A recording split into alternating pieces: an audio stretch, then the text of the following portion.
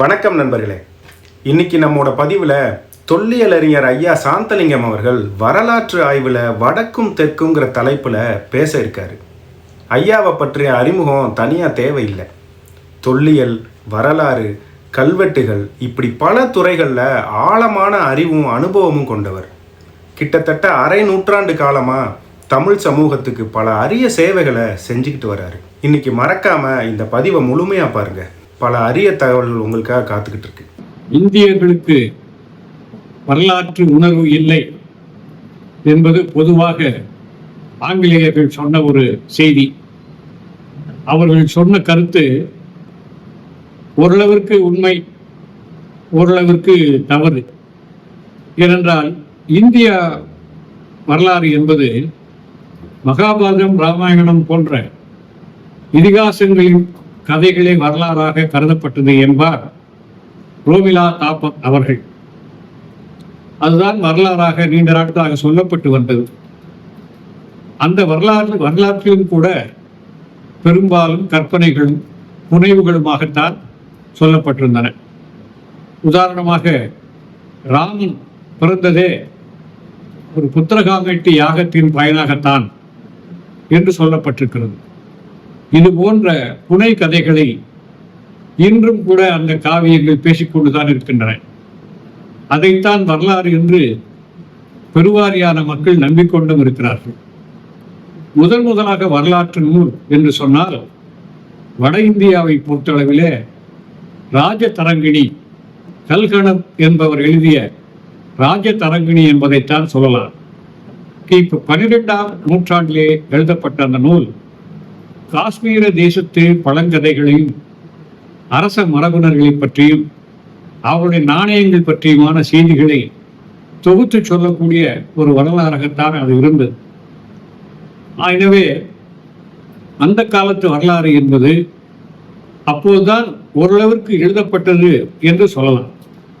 ஆனால் உண்மையான இந்திய வரலாற்றை அறிய வேண்டும் என்று நோக்கத்திலே செயல்பட்டவர்கள் இந்தியாவிலே வணிகம் செய்வதற்காக வந்த ஆங்கிலேயர்கள், பிரிட்டிஷார் என்று சொல்லலாம், ஜெர்மானியர்கள் என்பவர்களெல்லாம் அதில் சேர்ந்து கொண்டார்கள். முதலாக ஈஸ்ட் இந்தியா கம்பெனி என்ற ஒரு கம்பெனியை 1750 வாக்கில் கல்கத்தாவிலே தொடங்கினார். அந்த கம்பெனியை நிர்வாகம் செய்வதற்காக பல அதிகாரிகளை இந்தியாவிற்கு அனுப்பினார். அப்படிப்பட்ட ஒரு அதிகாரியாக வந்தவர்தான் சர் வில்லியம் ஜோன்ஸ் என்பவர். 1784 அவர் இந்தியாவிற்கு வந்துவிட்டார். அவர் ஒரு சமஸ்கிருத பண்டிதர், பல மொழிகளை கற்றவர். அவர் இந்தியாவிற்கு வருவதற்கு முன்பாகவே இந்தியாவை பற்றி ஓரளவுக்கு அறிந்து கொண்டு வந்திருக்கிறார். சமஸ்கிருதம் கற்றவர் என்பதனாலே இங்கே வந்து இந்திய வரலாற்றை ஆய்வு செய்ய வேண்டும், இந்திய மக்களை நாம் சிறப்பாக ஆள வேண்டும் என்று சொன்னால் அவருடைய வரலாறு, பண்பாட்டு வரலாறு ஆகியவற்றை நாம் அறிய வேண்டும் என்ற நோக்கத்திலே ஆசியாட்டிக் சொசைட்டி என்ற ஒரு நிறுவனத்தை அவர் 1784 நிறுவினார். அதிலே பல அறிவாளிகளை அதிலே பணியமர்த்தினார். அவர்களுக்கு கொடுக்கப்பட்ட வேலை இந்தியாவில் இருக்கக்கூடிய கோவில்கள், வரலாற்று சின்னங்கள், ஸ்தூபங்கள் இவற்றையெல்லாம் ஆய்ந்து அறிந்து தொகுத்து படம் எடுத்து வரலாறாக எழுத வேண்டும் என்பதுதான். அவ்வாறாக அமர்த்தப்பட்ட அதிகாரிகள் பலரும் இந்தியாவிற்கு போய் பல வரலாற்று ஆவணங்களை சேகரித்தார்கள். அப்படி போகும்போது ஒரு ஸ்தூபியை பார்த்திருக்கிறார்கள். அசோகன் காலத்திலே நடப்பட்டு ஒரு ஸ்தூபியை பார்த்தார்கள். அப்போது அங்கே அந்த பகுதி மக்களிடத்திலே கேட்டபோது அது 20 அடி உயரத்துக்கு மேலாக இருக்கிறது. இது என்ன இந்த கல் என்று சொன்னால் அவர்கள் என்ன சொல்கிறார்கள், இது மகாபாரத கதையிலே சொல்லப்பட்ட பீமனுடைய கைத்தடி என்று சொன்னார்கள். எங்களுடைய பீமனுடைய கைத்தடி என்று சொன்னார்கள். அதுதான் அவர்களுடைய வரலாற்று அறிவாக இருந்தது. பீமனுடைய கைத்தடியே 20 அடி இருந்தால் அவர் எந்த அளவிற்கு உயரமாக இருப்பார் என்பது போன்ற கற்பனை சித்திரங்களையே அவர்கள் வரலாறாக கொண்டிருந்தார்கள். அது பல விதமான அதே மாதிரியான கற்கள் பல இடங்களிலே அந்த தூண்கள் நடப்பட்டிருப்பதை அவர்கள் பார்த்தார்கள். அப்படிப்பட்ட ஒரு தூணைத்தான் ஃபெரோசா துக்ளக் என்பவர் டெல்லிக்கு கொண்டு சென்றார். அதை சில வண்டிகளிலே ஏற்றி கடல் வழியாக சிறிய சிறிய படகுகளிலே பொருத்தி ஏற்றி டெல்லி வரை கொண்டு சென்றார்கள் என்று, அங்கிருந்து வண்டிகளை கொண்டு சென்றார்கள் என்று சொல்வார்கள். அப்படிப்பட்ட அந்த ஒரு தூபியை, அதில் எழுதப்பட்டிருக்கக்கூடிய செய்திகளை யாராவது வாசிக்க முடியுமா என்று பல மொழி பண்டிதர்களை அவர் அழைத்தார். சமஸ்கிருதம் பெற்றவர்கள், உருது தெரிந்தவர்கள் என்று பல மொழி பண்டிதர்களையும் அழைத்த போது அவர்களால் அதை என்னவென்று கண்டறிந்து சொல்ல முடியவில்லை. இந்த சூழலில் இந்தியாவிலே நான் சொன்ன அந்த ராயல் ஆசியாட்டிக் சொசைட்டியிலே பணியாற்ற வந்த பலரும், மெடோஸ் டெய்லர் போன்றவர்கள் பல தொகுதிகளாக அந்த வரலாற்று ஆவணங்களை, வரலாற்று சின்னங்களை 3 தொகுதிகளாக எல்லாம் வெளியிட்டிருக்கிறார்கள். குறிப்பாக சொல்ல வேண்டும் என்று சொன்னால், ஜேம்ஸ் பிரின்சப் என்பவர் 1800க்கு அருகிலே இந்தியாவிற்கு வருகிறார். அவர் அந்த பிரிட்டிஷ் ஈஸ்ட் இந்தியா கம்பெனியிலே பணியில் அமர்த்தப்படுகிறார். அவருடைய வேலை மின்ட் ஆபீசர், அதாவது நாணயங்களை ஆய்வு செய்வது, ரூபாய் நோட்டுகளை ஆய்வு செய்வது என்ற ஒரு பணி அவருக்கு கொடுக்கப்பட்டது. அவர் பல நாணயங்களை சேகரித்தார்.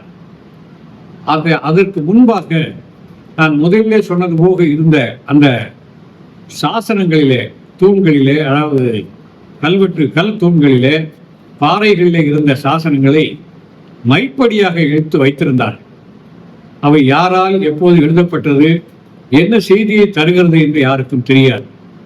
அந்த ஒரு சூழலில் அவரிடத்திலே அதை எல்லாம் காட்டினார்கள். அதை படிப்பதற்கு பலரும் முயற்சித்தார்கள். அந்த காலகட்டத்திலே இவரிடத்திலே ஒரு பைலிங்குவல் காயின் என்று சொல்லக்கூடிய 2 புறமும் எழுத்துக்கள் கூடிய ஒரு நாணயத்தை அவர் பார்த்தார். அந்த நாணயத்திலே ஒரு புறம் இருக்கக்கூடிய எழுத்து அவருக்கு ஏற்கனவே பரிச்சயமான எழுத்தாக இருந்தது. இன்னொரு புறம் எழுக்கக்கூடிய எழுத்து தான் இப்போது நாம் சொல்லக்கூடிய இந்த பிராமி என்ற எழுத்து வகையாக இருந்தது. இதையும் அதையும் ஒப்பிட்டு அதை ஓரளவிற்கு அவர் எழுத்துக்களுக்கு வடிவங்களுக்கு ஒலிக்குறிப்புகளை கொடுத்தார். அவ்வாறு கொடுத்ததின் அடிப்படையில் இந்த பாறை சாசனங்களையும் கல்வெட்டு தூண்களையும் அவர் பார்த்து, இதில் ஒரே மாதிரியான செய்திகள் சொல்லப்பட்டிருக்கின்றன. தொடக்கத்திலே ஒரே மாதிரியான தேவானாம் பியதசி என்ற தொடர் இருக்கிறது. எனவே இந்த தூண்கள், இந்த பாறை சாசனங்கள் அனைத்தும் ஏதோ ஒருவரால் தான் உருவாக்கப்பட்டிருக்க வேண்டும் என்று கருதி, தேவானாம் பியதசி என்பவர் அசோகனாகத்தான் இருக்க வேண்டும் என்று அவர் முடிவுக்கு வந்தார். அவர் அதை பற்றிய கட்டுரைகள் வெளியிட்ட ஓரிரு ஆண்டுகளிலேயே இலங்கையிலே வில்லியம்ஸ் என்பவர் இதே போன்ற கல்வெட்டுகளை அங்கே அவர் ஆய்வு செய்து கொண்டிருந்தார்.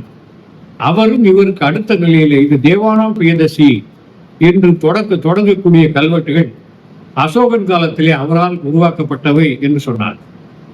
எனவே இந்த 2 முக்கியமான கண்டுபிடிப்புகள் தான் இந்தியாவினுடைய வரலாற்றை, உண்மையான வரலாற்றை அறிந்து கொள்வதற்கு ஒரு ஆரம்ப புள்ளியாக அமைந்தது. எனவே இந்தியாவின் கல்வெட்டு ஆய்வின் வரலாற்றில் ஜேம்ஸ் பிரின்சப் என்பவர் ஒரு தவிர்க்க முடியாத ஒரு ஆளாக இருக்கிறார். எனவே இந்த அடிப்படையில் பிறகு அங்கிருந்த அனைத்து விதமான செய்திகளையும் அவர்கள் சேகரித்தார்கள், பலர் படித்தார்கள். அந்த நிலையில் நாம் இப்போது தென்னகத்தை நோக்கி அதே சமகாலத்தை நாம் பார்த்தால், நான் ஏற்கனவே சொன்னது போல இந்த என்னுடைய உரையினுடைய தலைப்பு வரலாற்று ஆய்வில் வடக்கும் தெற்கும் என்பதாக நான் வைத்துக் கொள்கிறேன். வடக்கிலே வரலாற்று ஆய்வு எப்படி இருக்கிறது, கல்வெட்டு ஆய்வு, தொல்பொருள் ஆய்வை பற்றி நான் பின்னால் வருகிறேன்.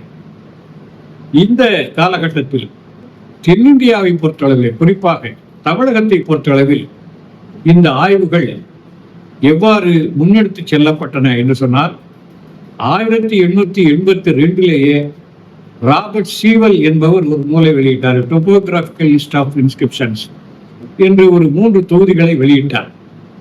அங்கே அப்போது மதுரை பகுதியில் இருக்கக்கூடிய அரிட்டாவட்டி, மாங்குளம் கல்வெட்டுகள் எல்லாம் அதிலே சேர்க்கப்பட்டிருந்தன. ஆனால் இவற்றையெல்லாம் படித்து புரிந்து கொள்ளக்கூடிய ஆட்கள் அப்போது இல்லை. இந்த சூழலில் முதலாக தமிழ்நாட்டிலே ஒயிட் எல்லிஸ் என்பவர் தமிழ்நாட்டுக்கு அமர்த்தப்படுகிறார்.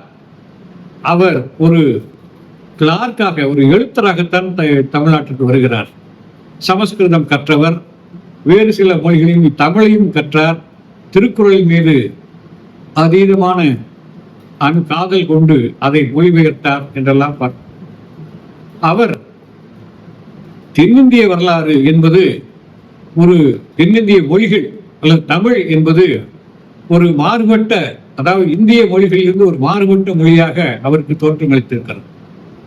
ஏனென்றால் இந்தியாவை பொறுத்தவரை கோல் குரூப் என்பவர் வடமொழி, அதாவது சமஸ்கிருதம் தான் இந்திய மொழிகளுக்கெல்லாம் தாய் என்ற ஒரு கருத்தை ஏற்கனவே முன்மொழிந்திருந்தார். ஆனால் இந்த கருத்து எல்லிஸ் அவர்களுக்கு உடன்பாடானதாக இல்லை. எனவே அவர் இந்திய தமிழ் மொழி அதை அல்லது சார்ந்த தெலுங்கு, கன்னடம் போன்ற மொழிகள் அனைத்தும் ஒரு குடும்ப மொழிகளாக இருக்கலாம். எனவே இது திராவிட மொழி குடும்பம் என்ற ஒரு கருத்தை முதலாக அவர்தான் வெளியிட்டார். 1819 அவர் இறந்து போனார். 1818 அவர் வெளியிட்ட ஒரு கல்வெட்டு இங்கே இன்றும் கூட திருமலை நாயக்கர் அரண்மனையிலே இருக்கிறது. அதிலே அவர் சென்னையிலே கலெக்டராக இருந்த போது தண்ணீர் பஞ்சத்தை போக்குவதற்காக 27 துறவு கிணறுகளை தோண்டினேன் என்று சொல்லி அதிலே ஒரு திருக்குறளையே அதில் மொழிபெயர்த்து மயிலை எம்பதியார் திருவள்ளுவர் என்பால் காதல் கொண்டவன் என்று சொல்லி ஒரு இருகுணலும் என்ற ஒரு தொடங்கக்கூடிய அந்த கல்வெட்டையே அதில் பொறுத்திருக்கிறார். அவர் அது மட்டுமல்ல, தமிழ் மொழி அல்லது திராவிட மொழிகளை பற்றி அறிந்த காரணத்தாலே எப்படி வங்காளத்திலே அந்த ஜான் மார்ஷல் என்பவரால் ஆசியாட்டிக் சொசைட்டி என்று ஆரம்பிக்கப்பட்டதோ அதுபோல சென்னையை மையமாக கொண்டு ஸ்கூல் ஆஃப் ஓரியன்டாலிசம் என்ற ஒரு இன்ஸ்டியூட்டை, ஒரு கல்வி நிலையத்தை சென்னையை மையமாக கொண்டு தொடங்கினார். அது எங்கே? இப்போது இப்படி செயின்ட் ஜார்ஜ் கோட்டையில் இருக்கக்கூடிய ஒரு சர்ச் போவதற்கு அங்கேதான் அந்த செயின்ட் ஜார்ஜ் இன்ஸ்டியூட் என்ற ஒரு பள்ளி காலேஜ், செயின்ட் ஜார்ஜ் காலேஜ் என்ற ஒரு கல்லூரியை தொடங்கினார். அந்த கல்லூரியில் அந்த வெளிநாடுகளிலிருந்து வந்து வேலை செய்யக்கூடிய ஆங்கிலேயர்கள், ஜெர்மானியர்கள் அனைவரையும் அந்த கல்லூரியிலே மாணவர்களாக்கி அவர்களுக்கு தமிழ், தெலுங்கு போன்ற மொழிகளை கற்பித்தார். தமிழ்நாட்டிலே ஆந்திரா பகுதியிலே கிடைத்த ஓலைச்சுவடிகளெல்லாம் சேகரித்து தெலுங்கு பண்டிதர்களையும் தமிழ் பண்டிதர்களையும் அங்கே பாடம் சொல்லிக் கொடுக்க நியமித்து அந்த வெளிநாட்டு அறிஞர்களுக்கு, வெளிநாட்டு அலுவலர்களுக்கு தமிழ் சொல்லிக் கொடுத்தும் தெலுங்கு சொல்லிக் கொடுத்தும் ஆக ஒரு செயலை அவர் ஏற்பாடு செய்தார். எனவே இது ஒரு ஸ்கூல் ஆஃப் தாட் என்று சொல்லக்கூடிய அளவிலே வடக்கே எப்படி சென்ட் வில்லியம் ஜோன்ஸ் அவர்களால் உருவாக்கப்பட்டது ஒரு ஸ்கூல் ஆஃப் தாட் என்று சொன்னால், ஸ்கூல் ஆஃப் ஓரியன்டாலிசம் என்று சொல்லி உருவாக்கிய ஒயிட் எல்லிஸ் ஒரு ஸ்கூல் ஆஃப் தாட், ஒரு சிந்தனை பள்ளி. அது வட சிந்தனை பள்ளி என்றால் இது தென்னிந்திய சிந்தனை பள்ளி என்று 2 வேறு வகையான பள்ளிகளை அவர் உருவாக்கி முதலாக திராவிட மொழிகள் என்ற ஒரு கருத்தாக்கத்தை அவர் இந்தியாவுக்கு, தமிழ்நாட்டிலே அறிமுகம் செய்தார். இதை அடிப்படையாக கொண்டுதான் கால்டுவெல் அவர்கள் 1856 திராவிட மொழிகளின் ஒப்பிலக்கணம் என்ற நூலை வெளியிட்டார். எனவே இந்த இருவருடைய பங்களிப்பு தமிழக வரலாற்றிற்கும் அல்லது தென்னிந்திய வரலாற்றிற்கும் மிக மிக முக்கியமான ஒரு பங்களிப்பாக இருந்தது. இந்த இடைப்பட்ட காலத்திலே லார்ட் மெக்கன்சி என்பவர் ஒரு பெரிய அளவியலாளராக இருந்த ஒரு காலகட்டத்திலே அவர் தென்னகத்தில் இருக்கக்கூடிய பல ஓலைச்சுவடிகள், பாடல்கள், கல்வெட்டுகள், கைவீதிகள் போன்றவற்றையெல்லாம் தொகுத்து ஒரு நூலகத்தை, இன்றும் கூட அதை நமது ஓலைச்சுவடி நூலகம் என்று சொல்லுவோம், தமிழ்நாட்டு அரசு தொல்லியல் துறையின் கீழே இயங்குகிறது, அதிலே அவர் தொகுத்து வைத்தார். அவை பல நூலாக்கம் பெற்றிருக்கின்றன. அவற்றையெல்லாம் தொகுத்து சவுத் இந்தியன் டெம்பிள் இன்ஸ்கிரிப்ஷன்ஸ் என்று ஒரு 3 தொகுதிகளாக டி.என். சுப்பிரமணியம் அவர்கள் வெளியிட்டார். இது நமது தமிழ்நாட்டினுடைய வரலாற்று ஆய்வுக்கு மிக மிக அவசியமான ஒரு பணியாக மெக்கன்சி அவர்களால் தொடங்கப்பட்ட ஒரு செய்தி. எனவே இந்த மூவர், lord Mackenzie, Whyte Ellis, Caldwell, இந்த மூவரும் தென்னிந்திய சிந்தனை பள்ளி அல்லது தமிழ் சிந்தனை பள்ளி என்ற ஒரு ஸ்கூல் ஆஃப் தாட் என்ற ஒரு சிந்தனை போக்கை அவர்கள் உருவாக்கிய காரணத்தாலே இன்றும் கூட நாம் நமது வரலாற்று ஆய்விலே 2 வகையான போக்குகள் இன்றும் நடந்து கொண்டே வருகின்றன. இந்த நிலை இப்படி இருக்க, வட இந்தியாவிலே அகழாய்வுகள், இந்த தொல்லியல் ஆய்வு என்பது அகழாய்வுகள் அடுத்த நிலையில முக்கியத்துவம் பெற்றது. ஏற்கனவே இந்த கல்கத்தாவுக்குரிய பணியாற்றியவர்கள் பல ஒளிப்படங்களையும் பல ஓவியங்களையாக கல்வெட்டுகள் எல்லாம் சேர்த்து வைத்திருந்த காலகட்டத்தில் தொல்லியல் துறை என்ற ஒரு துறையே 1861 ஆரம்பிக்கிறார். லார்ட் கன்னிங்ஹாம் என்பவரை முதலாக அந்த துறையினுடைய இயக்குநராக நியமித்து பல பணிகள் செய்யப்படுகின்றன. இந்த காலகட்டம் 1902 நமது சர் ஜான் மார்ஷல் என்பவர் நியமிக்கப்படுகிறார். அவருடைய ஏற்பாட்டின் காரணமாக இந்து சமவெளி நாகரிகம், ஹராப்பா போன்ற காலிபங்கன், ராஜகிரி போன்ற இடங்களில் அகழாய்வுகள் மேற்கொள்ளப்படுகின்றன. ஒரு பெரிய ஒரு மாற்றத்தை, உலக வரலாற்றிலேயே ஒரு பெரிய மாற்றத்தை இந்த மொஹஞ்சதாரோ ஹராப்பா அகழாய்வுகள் ஏற்படுத்தின. அதுவரை வேதகால நாகரிகமே இந்தியாவின் வரலாறு, இந்தியாவின் வரலாற்றின் தொடக்கம் என்று துணைவாக சொல்லப்பட்டு வந்த ஒரு புரட்டி போட்டவர் சர் ஜான் மார்ஷல் என்று சொல்லலாம். இப்படிப்பட்ட ஒரு நாகரிகம், ஒரு நகர நாகரிகம், இன்னும் அவர் சொற்களிலே சொல்லப்போனால் ஒரு திராவிட நாகரிகம் எப்படி சுமேரிய நாகரிகத்தோடு, எகிப்திய நாகரிகத்தோடு ஒப்பிடக்கூடிய அளவிற்கு ஒரு வளர்ச்சியடைந்த நாகரிகம் இருந்தது என்பதை அவர் நமக்கு வெளிச்சமிட்டு காட்டினார். அந்த சிந்தனையை இன்று பலர் மறுதளித்து பேசக்கூடிய ஒரு நிலை இருக்கிறது. என்றால் திராவிட நாகரிகம் என்பதை என்ற சொல்லாடலை பலராலும் ஜீரணித்துக் கொள்ள முடியவில்லை. எனவே அவர்கள் இன்று சரஸ்வதி நாகரிகம் என்ற ஒரு புதிய சொல்லாடலை அவர்கள் சொல்லுகிறார்கள். ஆனால் அறிவுலகம் அதை புறந்தள்ளி கொண்டிருக்கிறதை யாரும் ஏற்றுக்கொள்ளவில்லை. இப்போது அண்மை காலத்திலே ஒரு சில முயற்சிகள் இன்றைய ஆட்சி அதிகாரத்தில் இருப்பவர்களால் இந்தியன் நாலேஜ் சிஸ்டம் என்ற ஒரு சொல்லாடலை பயன்படுத்தி இந்தியாவினுடைய வரலாற்றை ஏதோ வேத காலத்துக்கு முன்பாக, பல காலங்கள் நீங்கள் சொல்வது போல ராமாயண மகாபாரதத்துக்கு முன்பாகவே இந்தியா மிகச்சிறந்த வரலாற்றை கொண்டிருந்தது என்று சொல்லி, நாம் இப்போது வரலாற்றிலே என்னவெல்லாம் சொல்லுகிறோமோ அதற்கு முன்பாக, உதாரணமாக விமானம் என்று சொன்னால் புஷ்ப விமானம் இந்தியாவில் இருந்தது. மருத்துவம் என்று சொன்னால் உறுப்பு மாற்று மருத்துவம், அந்த காலத்திலே உறுப்பு மாற்று மருத்துவம் செய்து விநாயகருடைய தலையை யானை தலையாக வைத்து உறுப்பு மாற்று மருத்துவம் செய்தார்கள். முதலாக விண்ணை அளந்தவர்கள், மாணவர்களே கேள்வி கேட்டால் சொல்லுகிறார்கள், முதலாக நிலவிலே கால் ஊன்றிய ஆம்ஸ்ட்ராங் என்று சொன்னால், நீங்கள் ஆங்கில வழி கல்வி கற்றதனால இப்படி சொல்லுகிறீர்கள், தவறாக சொல்லுகிறீர்கள். முதலாக விண்ணை அளந்தவர் ஆஞ்சநேயர் தான் என்று சொல்லி ஒரு மத்திய அரசு மந்திரியே சொல்லக்கூடிய அளவிற்கு அங்கே அந்த வரலாற்று சிந்தனை இருக்கிறது. அவர்கள் அதைத்தான் பெரிதாக எண்ணி இந்திய அறிவியல், இந்திய ஆய்வு என்பது போல ஒரு கருத்தாக்கத்தை உருவாக்கி அதன் அடிப்படையில் இப்போது இருக்கக்கூடிய ஐஐடி நிறுவனங்கள் எல்லாம் அதை பரப்புகின்ற வகையிலே சில பாடங்களை எல்லாம் அவர்கள் கொண்டு வந்து கொண்டிருக்கிறார்கள்.